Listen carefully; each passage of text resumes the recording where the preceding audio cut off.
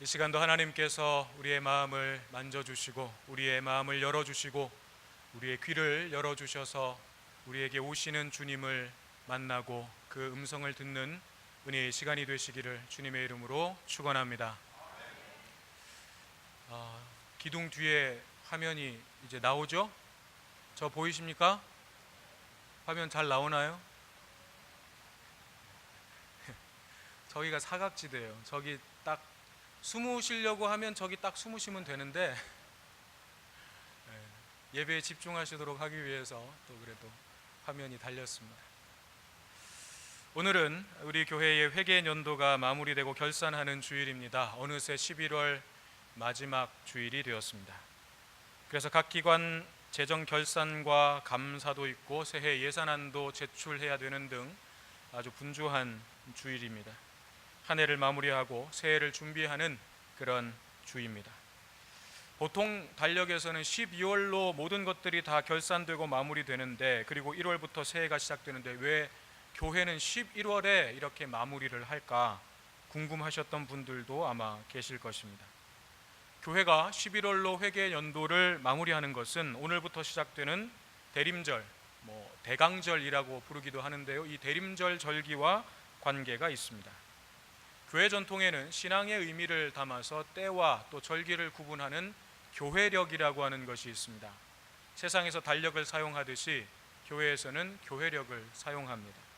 이 교회력은 예수 그리스도의 생애를 중심으로 해서 대림절과 성탄절, 주현절, 사순절, 부활절, 성령 강림절, 창조절, 그리고 나면 다시 대림절로 이어지는 이런 사이클을 가지고 한 해를 구분하고 있는 것입니다.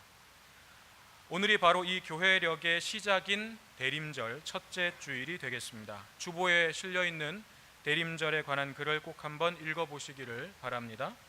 참고하시라는 것입니다. 지금 보시라는 게 아니고 참고하시라는 거예요.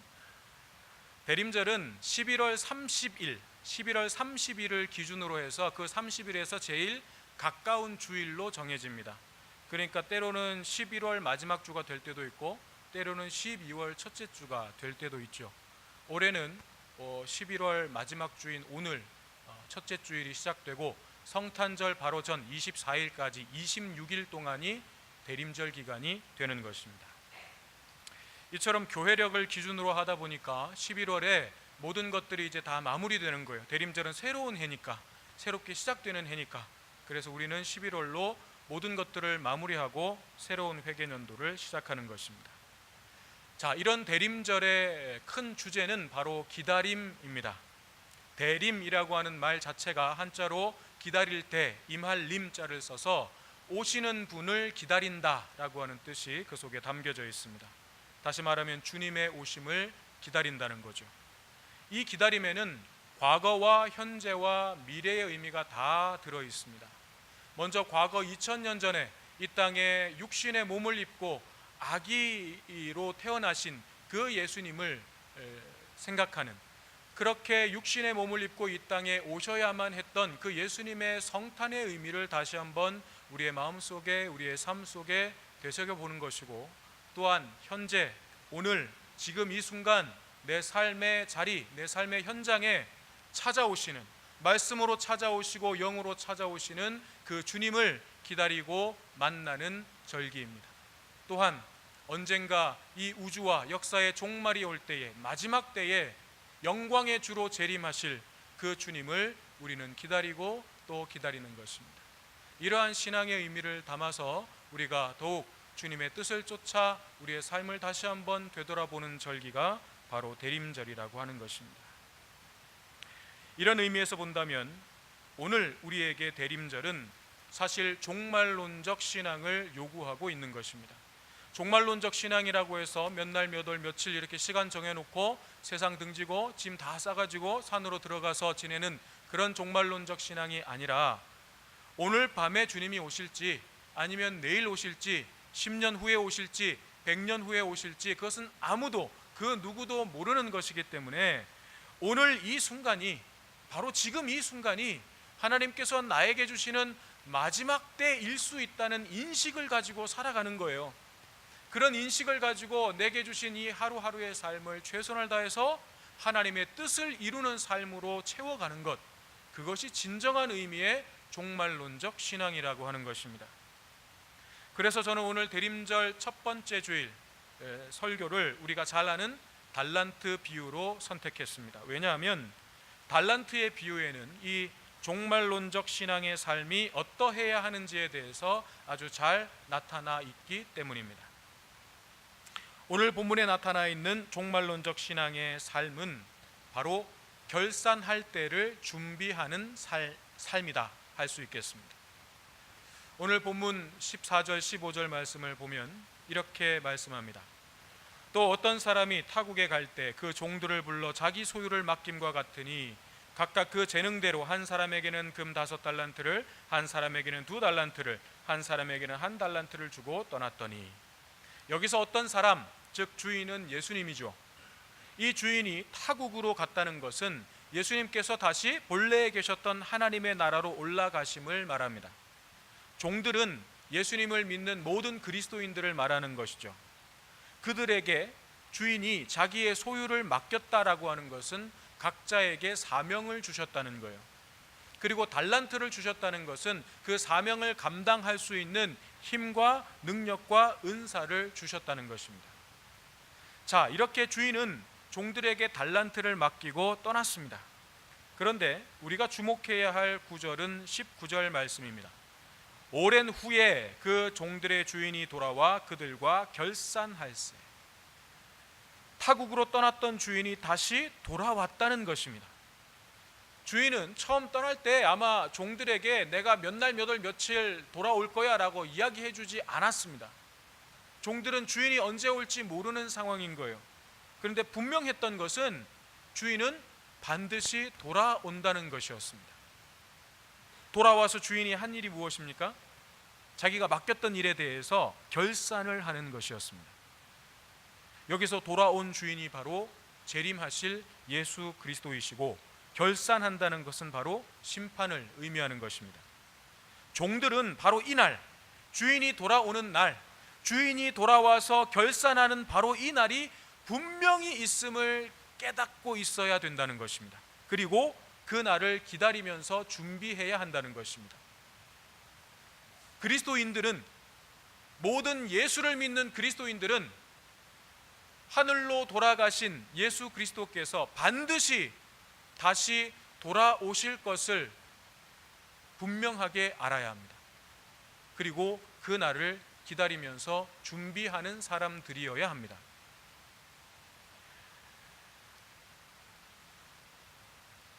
이 날을 준비하는 것, 그것이 바로 달란트의 비유에 담겨 있는 전체적인 의미이고 대림절에 담겨 있는 기다림의 의미 가운데 하나입니다. 기다린다는 것은 아무 생각 없이 그냥 시간을 죽이면서 보내는 것이 아니에요. 그냥 아무것도 하지 않으면서 가만히 있는 것, 그것이 기다림의 의미가 아닙니다. 기다림은 만남을 적극적으로 준비하는 거예요. 진정한 기다림은 만남을 적극적으로 준비하는 거예요. 여러분, 사랑하는 사람을 만나기 위해서 기다려 보신 기억들 있지 않으십니까? 저도 예전에 연애할 때 참 많이 기다렸습니다. 정말 많이 기다렸습니다. 약속 시간에 늦게 와서가 아니고, 저는 성북교회에서 전도사로 있었고, 저희 아내는 능동교회에서 준목으로 사역하고 있었는데, 저는 퇴근 시간이 거의 일정했어요. 그래서 퇴근하고 나서 이제 데이트하려고 전화를 해서 약속 시간을 잡죠. 오늘은 한 7시면 끝날 것 같아. 그러면 그 시간에 맞춰서 제가 능동교회 앞에 갑니다. 그러면 여지없이 전화가 와요. 8시는 돼야 끝날 것 같아. 그러니까 이제 퇴근하려고 정리를 하면 그 당시에 능동교회 담임 목사님이 인터폰을 딱 넣어가지고 또 일을 주는 거예요. 그러면 퇴근을 못하고 또 퇴근 시간이 늦어지는 겁니다. 그럼 저는 밖에서 기다리는 거예요. 그 목사님이 지금 분당에 우리 교단에서 꽤 유명한 교회 담임 목사님으로 계십니다.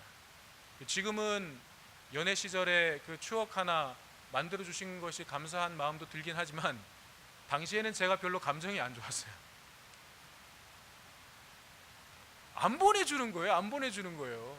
저는 밖에서 그냥 기다리고 있어야 되는 거고. 제가 기다리면서 뭐 했겠습니까? 세차했어요. 차를 반짝반짝 광을 내서 안에 청소하고 쓰레기 비우고 광 내고 그러면서 기다렸어요. 아마 제 인생에 있어서 그 기간이 그 제 차가 가장 광이 잘 났던 기간인 것 같아요. 얼마나 열심히 닦았는지 모릅니다. 근데 그런 시간들이 지루하거나 힘들지 않았어요. 왜냐하면 만남을 기대하고 기다리는 시간이기 때문에, 곧 만날 것을 기다리는 마음이기 때문에 힘들지 않은 거예요. 주님을 기다리는 우리의 마음도 마찬가지일 것 같습니다. 주님과의 만남을 기대하고 기다리면서 준비해야 하는 거죠. 준비된 만남은 기쁘고 즐겁고 행복합니다. 그러나 준비되지 않은 만남은 괴롭습니다. 고통스럽고 슬픕니다. 자, 그러면 우리가 주님과의 만남을 준비하려면 어떻게 해야 하는지 본문의 내용을 좀 더 자세히 살펴보면서 이 비유에 담겨있는 의미들을 좀 더 찾아보겠습니다. 주인은 타국에 가기 전에 자기 종들을 불러다가 자기 소유를 맡겼다고 했습니다. 이것은 주인이 종들에 대해서 상당한 신뢰를 가지고 있었다고 보여집니다. 안 그러면 자기 소유를 종들에게 이렇게 턱턱 맡길 수가 없는 거죠. 그리고 또 각각 그 재능대로 5달란트, 2달란트, 1달란트 이렇게 나누어 주고 떠났습니다. 자, 이것은 무엇을 의미하는 것입니까? 주인은 종들이 가지고 있는 재능이 어느 정도인지, 뭘 잘할 수 있는지 잘 알고 있었다는 거죠. 그래서 타국으로 가기 전에 그들의 재능에 따라서 각각 감당할 수 있을 만큼의 소유를 맡기고 갔다는 것입니다. 그런데 이 본문을 가지고 어떤 분들은 하나님은 공평하지 않다고 이야기합니다. 모두에게 다 똑같이 나누어 줬어야 공평한 것 아닌가라고 이야기합니다. 여러분, 그럴까요? 정말 다 똑같이 다 공평하게 나누어 주는 것이 항상 좋은 것인가? 오히려 공평한 것이 어떤 사람에게는 큰 짐이 되고 또 치명적인 위험이 될 수도 있습니다. 예를 들어서 어른들과 아이들을 똑같이 인격적으로 공평하게 대해야 된다고 해서 아이들에게 술과 담배를 팔 수 있습니까? 그건 안 되는 거죠. 초등학교 아이와 대학생 자녀에게 똑같이 공평하게 대해준다고 하면서 용돈을 똑같이 맡길 수는 없는 노릇입니다. 대학생은 대학생이 감당할 수 있는 그릇이 있고 초등학생은 초등학생이 감당할 수 있는 그릇이 있는 것입니다. 똑같이 준다고 다 좋은 것은 아닙니다. 자신의 재능과 능력에 따라서 받는 것이 가장 좋습니다. 하나님은 그런 면에서 우리에게 가장 적합한 것, 우리에게 가장 온전한 것으로 채워주셨고 우리에게 달란트를 주셨습니다. 그리고 또한 그것을 통해서 이루시고자 하는 하나님의 완벽한 계획도 가지고 계십니다. 이것이 하나님의 은혜입니다. 준비된 기다림이라고 하는 것은 바로 여기에서부터 출발하는 것입니다. 자, 우리가 잘 아는 대로 5달란트 받은 종은 주인의 기대대로 예상대로 나가서 장사를 해서 5달란트를 남겼습니다. 2달란트를 받은 종도 장사해서 2달란트를 남겼습니다. 그런데 1달란트를 받은 사람은 가서 땅을 파고 그 주인의 돈을 감추어 두었다고 했습니다. 그리고 오랜 후에 그 종들의 주인이 돌아와서 그들과 결산을 하기 시작했습니다. 자, 2명의 종은 예상대로 성실하게 그 책임을 다했습니다. 문제는 1달란트 받은 사람이었죠. 2명의 종은 주인에게 달란트를 받은 즉시 나가서 장사를 했습니다. 그런데 1달란트 받은 종은 땅을 파고 감추어 두었습니다. 이 사람은 왜 감추어 두었을까요? 주인에게서 받은 달란트를 이 사람은 왜 땅에다가 묻어 두었을까요? 몇 가지 한번 우리가 상상해 볼 수 있습니다. 유추해 볼 수 있는 거예요. 첫째로는 오랜 시간 후에 주인이 돌아왔다는 말 속에서 우리가 한번 유추해 볼 수 있는 것인데 1년 지나고 2년 지나고 3년 지나도 주인이 기별이 없어요. 그러니까 주인이 죽었는지 살았는지 모르겠어요. 그래서 그냥 에라 모르겠다. 그냥 자기 마음대로 산 거죠. 그냥 뭐 최선을 다해서 열심히 일하는 거 뭐 별로 의미 없고 그냥 적당하게 그냥 그렇게 자기 하고 싶은 대로 살고 싶었던 그런 마음이 있었는지도 모르겠습니다. 아니면 또 하나 우리가 생각해 볼 수 있는 이 종의 마음은 에게 이거 가지고 도대체 뭘 하라고 하는 불만이 있었을 수 있다는 거죠. 왜냐하면 누구는 5개 받고 누구는 2개 받고 자기는 1개밖에 못 받았거든요. 그러니까 자기가 받은 것을 보니까 다른 사람들에 비해서 너무너무 적고 가치 없게 느껴지는 거죠.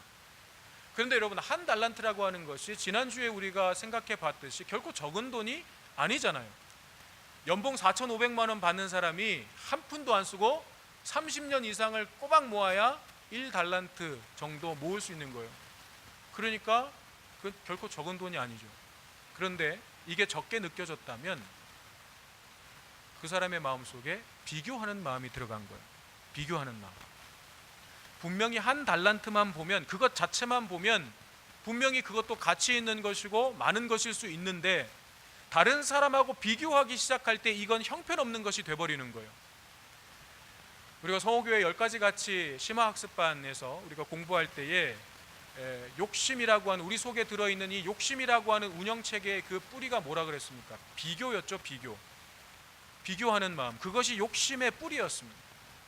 그 비교하는 마음은 우리로 하여금 어떻게 하도록 합니까? 서로 키재기를 하게 합니다. 계속해서 우리를 키를 재보게 해요. 내가 더 큰가? 제가 더 큰가? 키재기를 하면 그 다음 현상은 뭐가 나타납니까? 편가르기가 나타나죠. 서로 힘을 합칠 수 있는, 나 혼자 싸우면 불리하니까 서로 비슷한 힘끼리 뭉치게 되는 것입니다. 편을 가르고 나면 그 다음은 반드시 뭐가 일어나요? 힘겨루기가 나타나는 것입니다. 서로 싸우는 거예요. 갈등이 일어나고 싸움이 일어나고 전쟁이 일어나게 되는 것입니다. 그러니까 이 세상에 일어나는 모든 갈등과 전쟁과 폭력과 그 모든 것의 근본적인 뿌리를 파고 들어가면 결국 우리 안에 자리 잡고 있는 욕심이라는 것, 비교하는 마음, 거기에서부터 나온 것이라고 할 수 있습니다. 자, 어쨌든 이 2가지는 사실 성경에 기록된 것이 아니니까 정확하게 우리가 그렇다라고 단정 지을 수는 없습니다. 그러면 이 종의 직접적인 증언을, 자기의 고백을 한번 들어보도록 하겠습니다. 24절을 보면 이 종은 자기가 왜 땅에 감출 수밖에 없었는지에 대해서 이렇게 이야기합니다.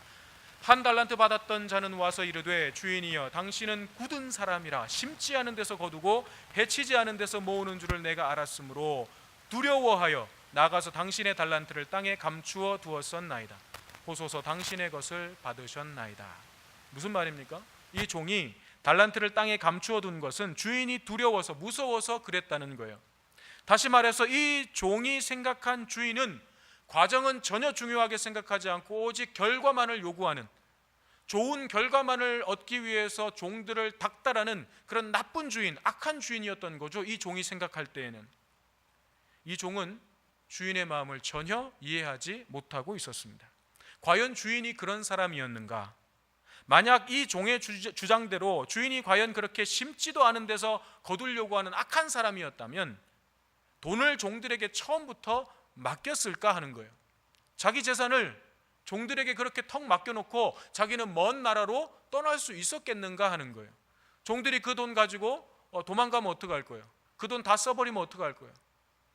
주인이 정말로 그렇게 결과만을 집착하는 주인이었다면 아예 애당초 맡기지도 않았을 것입니다.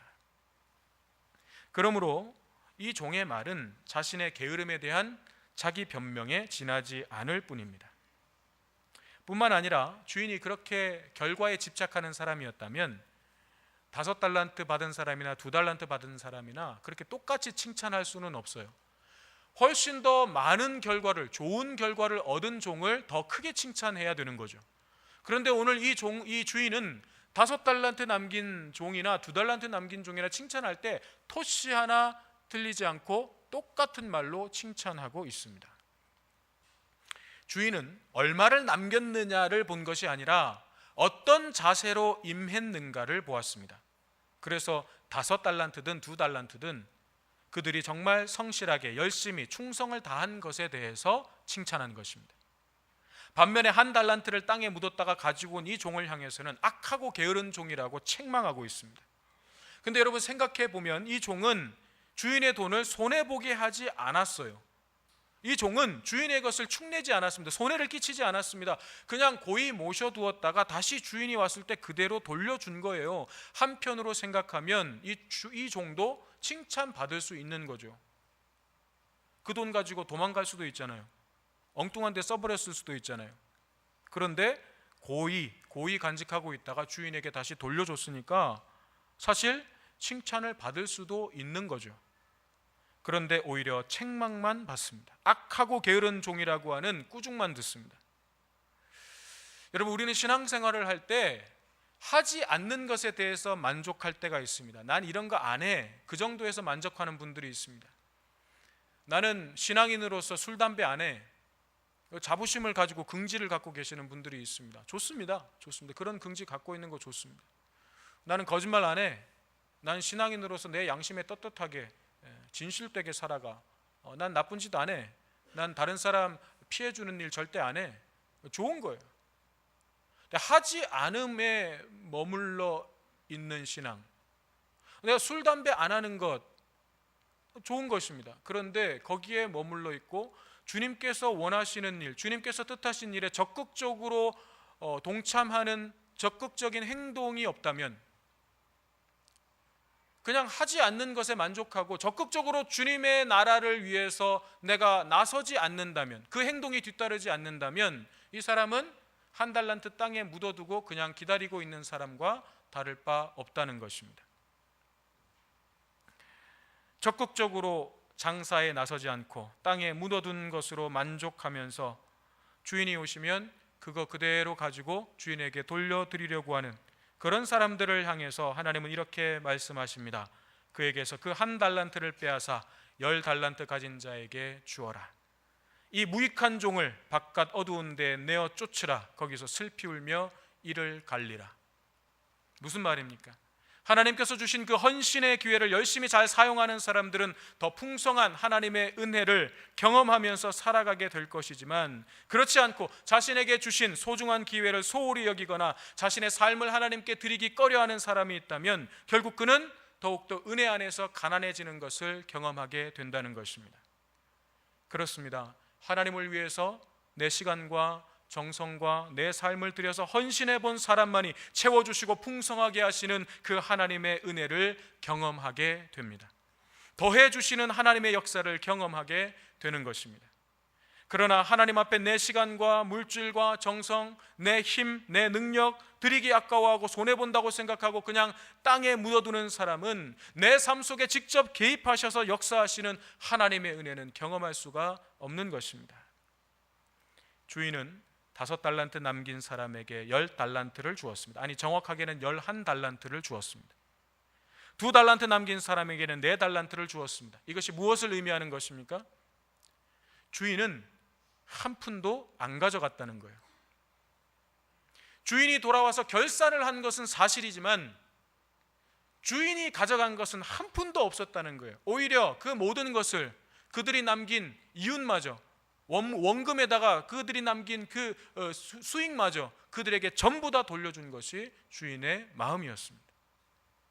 여러분, 하나님의 마음이 바로 이것입니다. 우리에게 더 주시기를 원하고 더 풍성하게 채워주시기를 원하시는 아버지의 마음, 그것이 하나님의 마음입니다. 우리에게 빼앗아 가시려는 게 아니에요. 그런데 우리는 하나님께서 뭔가 요구하실 때, 하나님께서 네 것을 나에게 줄 수 있겠니 요청하실 때 우리는 그것을 얼마나 아까워합니까? 하나님, 왜 하필 내 것을 빼앗아 가려고 하십니까? 하나님, 하필 왜 나에게 요구하십니까? 나보다 더 많이 가진 사람들도 있는데, 저 사람은 5달란트나 받았는데 나는 1달란트밖에 없는데 이 상황에서 왜 하나님 내 것을 요구하십니까? 우리는 그렇게 하나님께 항변하지는 않았습니까? 우리는 하나님의 마음을 이 1달란트 감추어 두었던 종처럼 오해하고 있지는 않았습니까? 하나님, 당신은 굳은 분입니다. 심지도 않은 데서 거두려고 하시는 분입니다. 그렇게 오해하고 있었던 것은 아닙니까? 사랑하는 여러분, 여러분의 삶을 하나님께 온전히 드려보시기 바랍니다. 혹 우리가 하나님 앞에 실수하더라도 하나님은 우리를 탓하지 않을 것입니다. 아니, 더 풍성하게 하시는 하나님의 은혜를 경험하게 하실 것입니다. 이것은 그렇게 해본 사람만이 누리게 되는 기쁨이요 영광입니다. 여러분에게 맡기신 달란트는 무엇입니까? 그 달란트 어디에 있습니까? 무엇을 위해서 사용하고 계십니까? 땅에 묻어두지 마십시오. 실패를 두려워하지 말고 꺼내서 하나님을 위해서 사용하시기를 바랍니다. 그래서 주님께서 오시는 그날, 우리의 믿음의 삶을 결산하시는 그날, 잘하였도다 착하고 충성된 종아, 내 주인의 즐거움에 참여할지어다. 칭찬받는 우리 모두가 되시기를 주님의 이름으로 축원합니다. 기도하겠습니다. 사랑의 하나님, 우리가 하나님의 마음을 더욱 잘 헤아릴 수 있도록 도와 주옵소서. 하나님께서 우리에게 주신 사명이 있음을 알게 하시고 그 사명을 감당할 수 있도록 각자에게 합당한 달란트도 주셨음을 알게 하여 주옵소서. 남들과 비교하는 어리석음을 범하지 않게 하시고 결산할 날이 올 것임을 망각하는 어리석은 삶도 되지 않게 하옵소서. 대림절을 맞으며 주님 오실 그날을 기다리되 준비된 기다림으로 나에게 주신 직분과 사명을 충성되게 감당할 수 있도록 도와 주옵소서. 예수님의 이름으로 기도드립니다. 아멘.